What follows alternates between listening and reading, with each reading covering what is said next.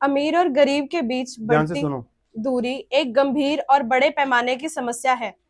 लगभग 95% संपत्ति पर 5% लोगों का स्वामित्व है, जबकि 95% आबादी मात्र 5% संसाधनों पर कठिनाइयों के साथ जीवन यापन कर रही है। एडवोकेट हरिओम जिंदल सर हाँ। का मानना है कि संसाधनों की कमी के कारण बहुत से लोग अपनी प्रतिभा और क्षमता के अनुसार आगे नहीं बढ़ पाते हैं। आर्थिक असमानता के साथ भ्रष्टाचार गरीब तथा मध्यम वर्ग के लोगों की समस्या को बढ़ा देता है। आजादी के बाद देश में कई चुनाव हुए। लोगों ने विभिन्न राजनीतिक दलों को सत्ता में लाने के लिए मतदान किया, लेकिन अमीर और गरीब के बीच की बढ़ती दूरी, भ्रष्टाचार और अपराध जैसे समस्याओं का समाधान नहीं हो सका, बल्कि आम लोगों की परेशानियां बढ़ती ही जा रही हैं। जरूरतों को पूरा करने के लिए धन इकट्ठा करने की मजबूरी में परिवार और दोस्तों का रिश्ता भी कमजोर होता जा रहा है। कई निर्वाचित उम्मीदवार भ्रष्ट व्यवस्था में सुधार करने की बजाय अमीर लोगों को खुश करने के लिए आम लोगों का शोषण करते हैं। परिणाम स्वरूप गरीब लोग गरीब रह जाते हैं और अमीर हो जाते हैं।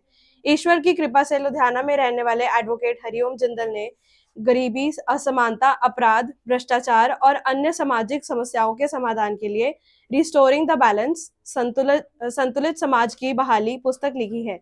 पुस्तक एक गरीब बच्चे और एक पुंज संत के बीच दिलचस्प संवाद के माध्यम में समाधान बताती है। ये क्या समाधान है, आइए पुस्तक पढ़कर जाने। ठीक है। जी तो जो आपने पढ़ा ये सच्चाई है। बिल्कुल समाज में ऐसा ही हो रहा है। बिल्कुल। समाज में जितने भी देश के नागरिक हैं इन्होंने संविधान पढ़ा। अब बताओ देश का मालिक कौन है? हैं? कौन है मालिक इस देश का? नहीं पता। तो बच्चों से ही सही ज्ञान नहीं मिल रहा। हम बड़े हो जाते हैं, फिर हम इस भ्रष्ट सिस्टम का शिकार बन जाते हैं। पढ़े लिखे लोग भी कुछ नहीं कर पाते, रिश्वतें देके अपने काम करवाते हैं।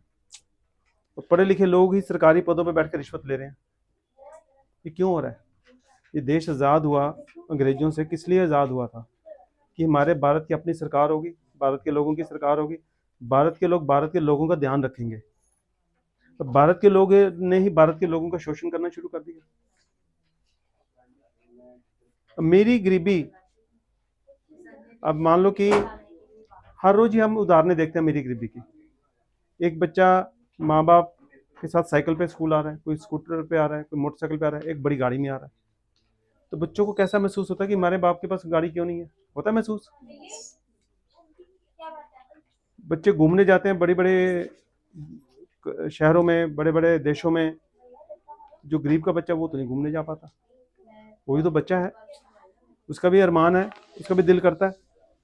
तो ये कभी सोचा कि ऐसा क्यों हो रहा है हमारे देश में? बच्चों का क्या कसूर? बच्चों का कसूर है अपने माँ बाप को गरीब बनाने में? किसी बच्चे की भूमिका है अपने माँ बाप को अमीर बनाने में? तो हमें ये समस्या के ऊपर सोचने की जरूरत है कि ये ऐसा क्यों हो रहा है। बच्चे क्यों तंग परेशान हो? बच्चे ने तो अपने आप को पैदा नहीं किया, बच्चे को माँ बाप ने पैदा किया है। और बच्चा सिर्फ माँ बाप का बच्चा नहीं है, वो देश का नागरिक भी है।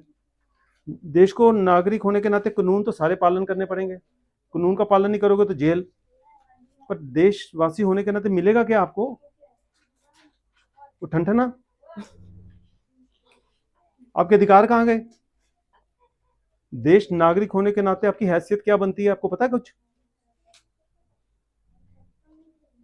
बड़े बड़े लोग बड़े बड़े भाषण दे रहे हैं, सुधार नहीं कर रहे, भाषणों तक ही सीमित है सारे। असल में सुधार कब होगा? जब बच्चे को बराबरी का दर्जा मिलेगा। बच्चे का कोई कसूर है? तो इसीलिए ये पुस्तक मैंने लिखी, संतुलित समाज की क्या नाम है, बहाली। इसमें क्या है, एक बच्चा अमीर का स्कूल जा रहा है, गरीब का बच्चा कबाड़ का थैला उठा रहा है। अब उसका कोई कसूर है? क्या वो देश का नागरिक है? क्या देश का नागरिक होने के नाते उसको कूड़े का थैला मिलेगा? क्या मिलना चाहिए उसको? स्कूल का बैग मिलना चाहिए। पर यहाँ पे आप देखोगे बहुत से बच्चे हैं जिनको स्कूल जाने का मौका ही नहीं मिल रहा। और सिर्फ यहाँ बच्चे नहीं हैं, आपको सड़कों पे अमूमन बच्चे मिलेंगे कबाड़ उठाते हुए। क्या हमारे दिल में आता है? और ऐसे बच्चे मिलेंगे जो बड़ी बड़ी गाड़ियों में घूम रहे हैं, हेलीकॉप्टरों में, हवाई जहाजों में सैर कर रहे हैं। तो कितनी असमानता हर तरफ है, और ये असमानता अपराध का बहुत बड़ा कारण है, भ्रष्टाचार का बहुत बड़ा कारण है। तो जब हमने बच्चों को पढ़ाना शुरू किया, 2013 के एंड में या 14 की शुरू की बात है, झुग्गी झोपड़ी के बच्चों को पढ़ाना शुरू किया, तो पढ़ाते पढ़ाते ख्याल आया कि भी पढ़ाई कैसी देनी चाहिए। अब जैसे आप 5वीं 6ठी 7वीं के बच्चे हो, तो जो स्कूलों में पढ़ाया जा रहा है उसका हमारे दिन जो डेली का जीवन है उसके साथ क्या संबंध है? क्या वो पढ़ाई हमारी हकीकत के साथ जोड़ रही है या कल्पना की दुनिया में लेके जा रही है? पढ़ाई हमें काल्पनिक मिल रही है, बहुत सारी काल्पनिक मिल रही है। अब हम आते हैं पढ़ाई पे। ठीक है, ये तो पुस्तक है बड़े लोगों के पढ़ने के लिए, ये कम से कम 8वीं 10वीं का बच्चा होना चाहिए, कम से कम 10वीं का जो पढ़ सकता है ये किताब, उसे छोटे बच्चों को मैं रेकमेंड नहीं करता बिल्कुल भी। इसको पढ़ने के लिए और समझने के लिए भी कैपेसिटी चाहिए। जिसको थोड़ी बहुत ही देश की व्यवस्था के बारे में नहीं पता, वो इस किताब को पढ़ के समझ नहीं पाएगा, और वही पढ़ पाएगा जिसका सिंसियर ईमानदारी से कंसर्न होगा कि देश में मैंने सुधार लेके आना है। उसके बिना कोई पढ़ नहीं पाएगा। इस किताब को लिखने में मेरे को 17 साल लगे। इसमें बहुत बड़ी खोज है। इस किताब ने मेरे को बिजनेसमैन से एक लॉयर बनाया। 43 साल की उम्र में मैंने लॉ की पढ़ाई शुरू की 2009 में। 2012 में मैंने 46 साल की उम्र में पास करके लॉयर बना। कहाँ मैं बिजनेसमैन, कहाँ लॉयर।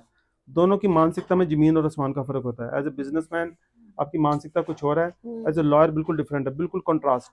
और उस टाइम पे जब मैं अपना जीवन आराम से व्यतीत कर सकता था, मेरे पास सारे साधन थे, मैंने वो सारा चलता हुआ काम बंद कर दिया था इस किताब की वजह से।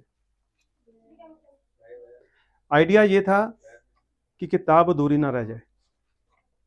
ठीक है, ये आपके भविष्य के लिए किताब है।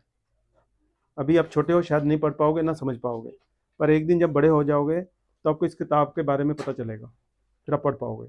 ठीक है।